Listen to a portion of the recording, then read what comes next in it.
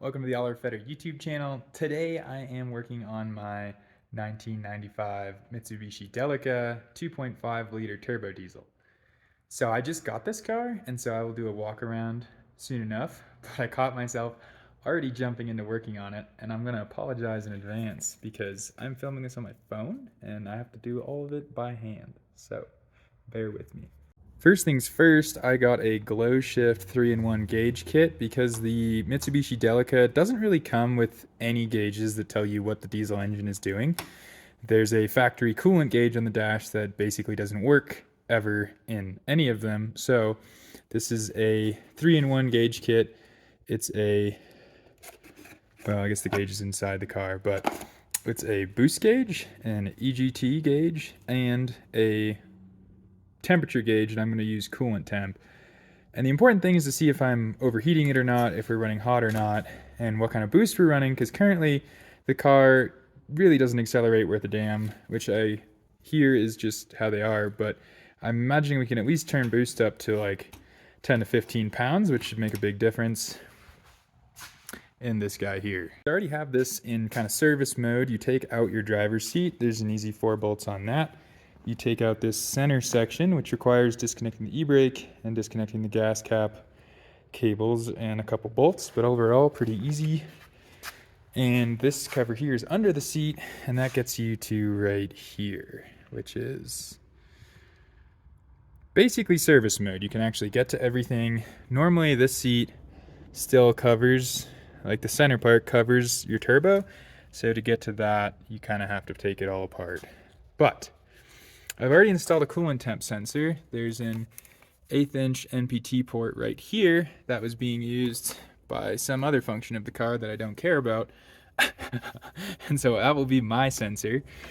And on this turbo, which is Garrett, but I think fits all the factory connections, so yours may be like this too, there are 2 1/8 inch NPT ports on this turbo. One was being used as the basically boost compensator pressure line, and the other was going to the turbo wastegate. So I will need to reconnect the turbo wastegate with a T or something into this other line so that I can take boost pressure off of here. The last piece of the puzzle, well, the last 2 pieces of this gauge puzzle are getting the EGT gauge drilled into the manifold, which is down in there, and then actually taking the gauge and getting it power, ground, and ignition on a vehicle that I've never screwed with. So that's what we're doing. Another thing worth mentioning here is that my Delica has a bit of a running problem, and when I first drove it, it was fine, and then it kind of developed this misfire when hot, and then it even got worse and went to the point where it would shut off when hot. And so I replaced the fuel filter and the air filter, but I think the fuel filter was what was making it shut off because it was allowing air into the system. So if yours is having a tough time running, make sure nothing's leaking, because that's allowing air in. So I replaced my fuel filter, and now it doesn't shut off, but it still has its hot kind of misfire going on. So I ordered a set of injectors because mine has about 117,000 miles on it, so it's about time to do injectors anyways. But today I'm also hopefully going to be able to take the valve cover off and adjust valve clearances, because I think that has a high potential for being the problem as well. So here's where it gets a little tricky. The boost sensor and the water temp sensor are both on top of the engine and pretty easy.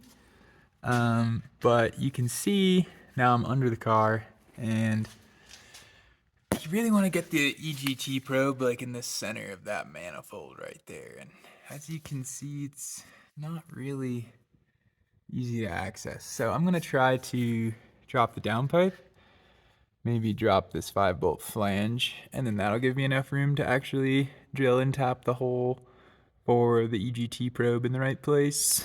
These are pretty tidy little cars though. This is the rear, super short drive shaft, transfer case, automatic transmission, engine, and all the steering stuff up front. Alrighty, well this is with the downpipe off. As you can see, we can get a much cleaner shot to right here, which is where I'm going to put it.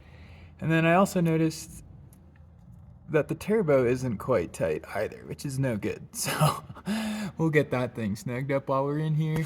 Okay, so here's my hole for the thermocouple. I still need to tap threads into it. I started with a 3/32 bit, something pretty small, because it's hard to get it started on this weird angle.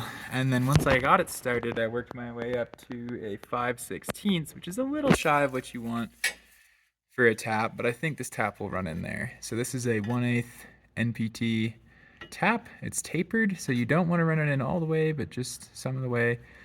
And we can see if we can get our sensor seated in there. The probe installed. I installed this base fitting first into the threads I just made, and then I just tighten that on. I'm gonna send it up and over the intake manifold so it gets it away from the hot area sooner. Could have run it over here, but I'd rather just not have it near the downpipe.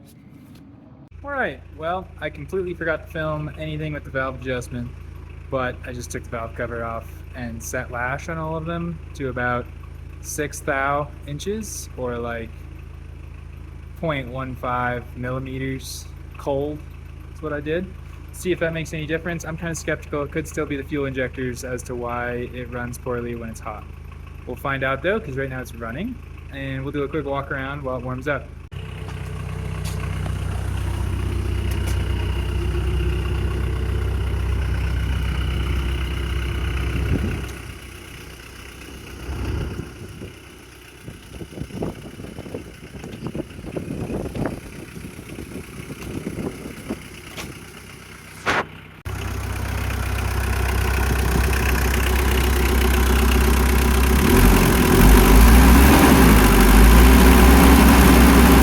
It's still misfiring.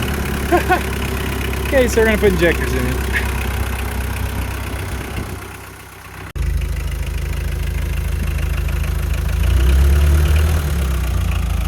So this is the gauge I installed. It gives us EGT and coolant temp and boost pressure, which is awesome. And this is the problem I'm having. It's misfiring, and you can kind of see